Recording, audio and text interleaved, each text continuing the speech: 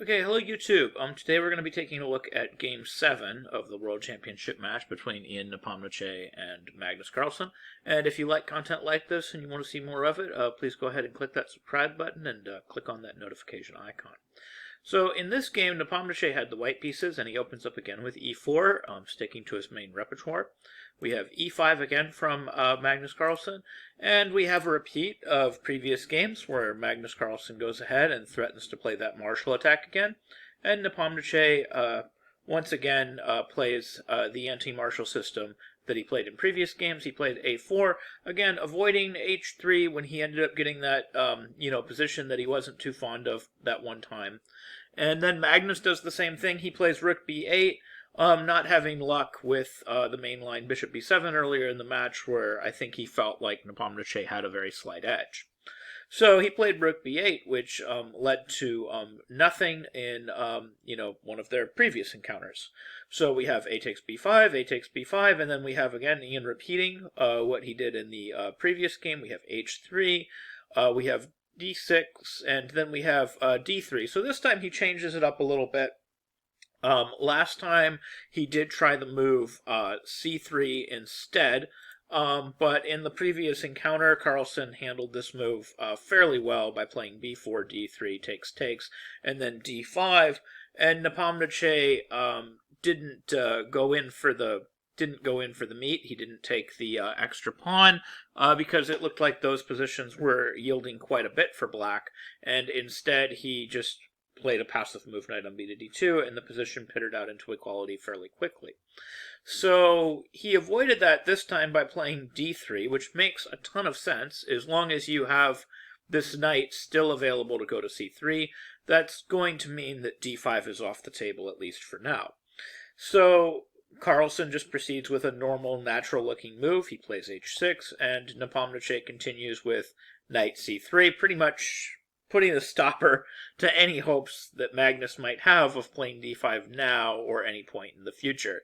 So there is not going to be any d5, so I guess this is Nepomniachtchi's attempt to play for some type of advantage.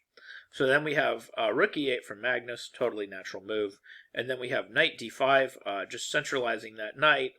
This is a common type of maneuver where we centralize the knight, and it's not so clear if we want to take it, but if we don't, there is the threat to take the bishop pair.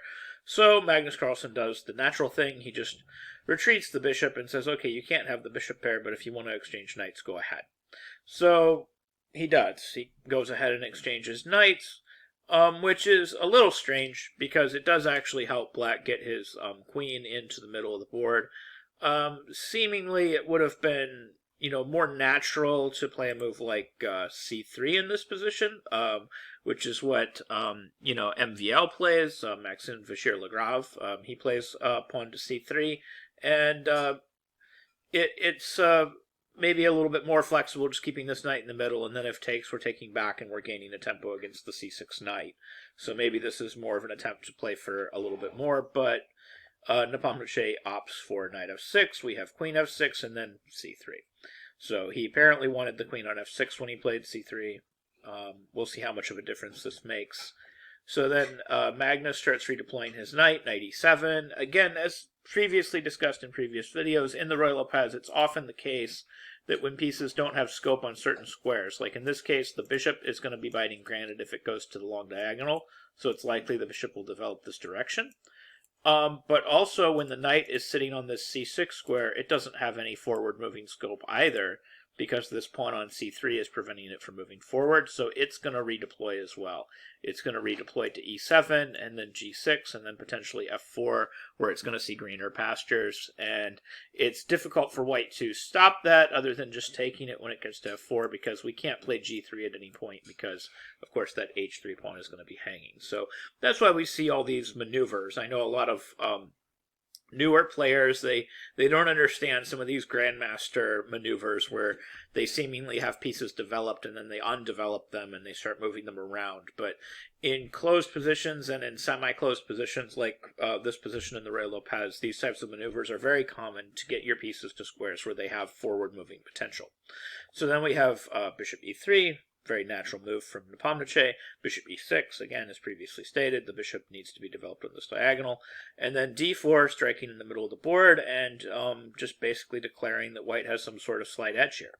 So then we have cd4, bishop b3, queen b3, and then we have knight to g6.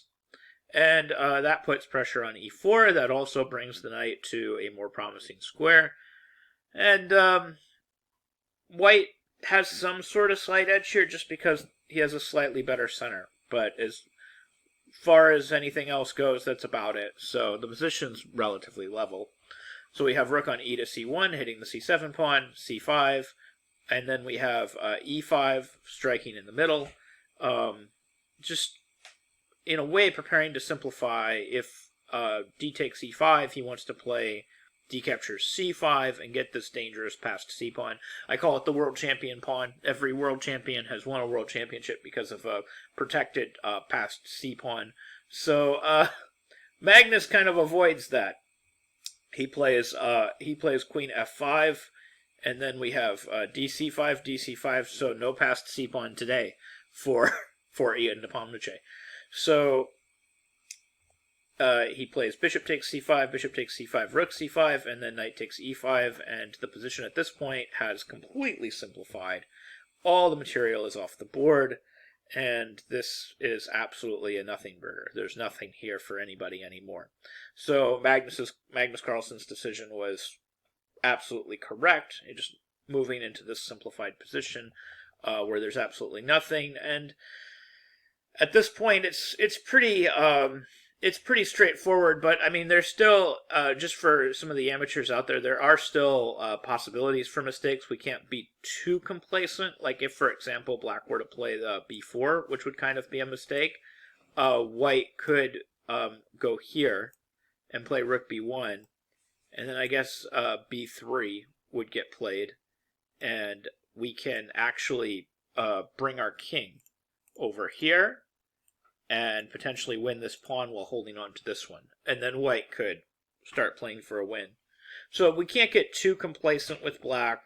We have to play a move like rook c8, keep those rooks active. But, of course, this is Magnus Carlsen playing the black pieces, so he's well aware of that. And this simplifies very quickly. 3-on-3 is definitely a draw. Actually, even if either side were to lose a pawn at this point, that would be a draw as well. So they're not allowed to offer draws before move 40. So basically the plan here is they're all just going to kind of shuffle pieces around until they get to move 40 or until they repeat 3 times. And on move 41, after rook a7, they finally claimed draws and they shook hands and they called it a day. Nobody wanted to waste their time mindlessly shuffling their rooks back and forth for an indefinite period of time, because this is World Championship chess. So anyways, what is the takeaway from this game? Well, Ian Nepomniachtchi, he managed to fight for a slight advantage in a couple of situations.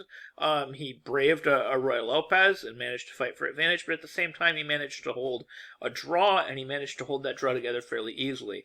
And this is a really important thing psychologically in match situations, but also in tournament situations, is after you're coming off a loss, it's really important to get back into the habit of getting good results. So in a match situation, the logic goes that right after you come off a loss, just come back and try to get a draw. Don't go ahead and try to win that game right away. Just come back and try to get a draw. And then you're going to be back in the habit of playing good chess. And then in the next game, you can come back and you can try to win. Now, in this game, it looked like to me that Ian Nepomniachtchi was still trying very hard to find, slight advantages and things like that. He wasn't giving up on the idea of going for a slight advantage. But in the end, I think he was very pleased with getting a draw, getting himself back into, fighting mode for the next game. Magnus, of course, is also very pleased with getting a draw. He had the black pieces in this game, and any draw with black is a good result. So anyways, thank you for watching this video, and I hope you learned something new about chess.